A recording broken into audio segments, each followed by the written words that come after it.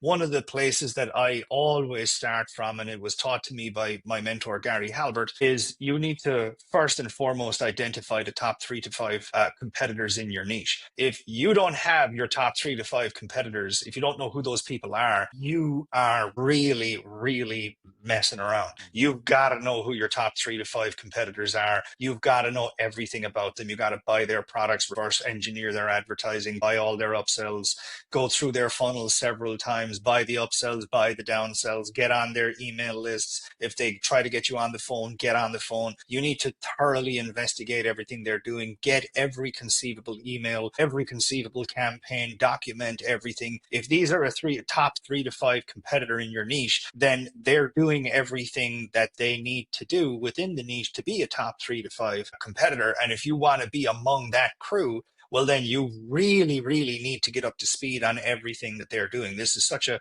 foundational concept for success. And it doesn't matter whether you're, a direct response business, an internet business, whether you're a lawyer or a pizza parlor, you need to understand who your top 3 to 5 competitors are. And you will learn everything that you need to know to become a top 3 to 5 competitor by studying those guys. And one of the most important things for you to study is, who are they targeting?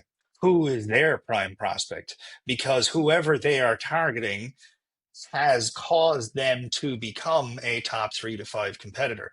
So if you can study their advertising, really break it down, reverse engineer it, if they're making a claim, well, then who is the person that would respond to that claim? What's going on in that person's life that would cause them to be interested in such a claim? You need to reverse engineer the promises they're making, the objections that they're handling, the arguments that they're presenting, all of the problems that they're talking about solving, all of the identity-based language that they are using to cause their prospect to say, this is for me.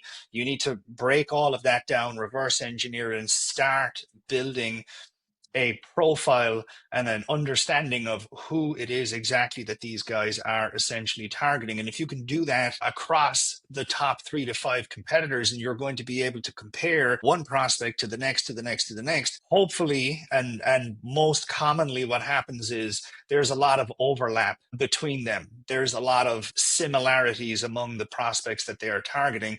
So what that exercise can do for you is monumental. It can take the unknown and bring it into the known, at least to an 80% plus accuracy of who it is that the prospect is. That is a core strategic, part of identifying who the top prospect is with the most urgent problem in your marketplace. If you don't do that, then the impact that doing that can have in your business is night and day. It is profound. When I was with Gary Halbert, he was an absolute genius. And one of the things that made him so popular and so brilliant and recognized as one of the greatest to ever do the game is his ability to get into a new niche where he had no previous experience in, he had no previous understanding, and in about 30 days, pull off a real breakthrough ad, something that just turned all advertising in that niche on its head and just outperformed everything. And he was able to kind of get to that stage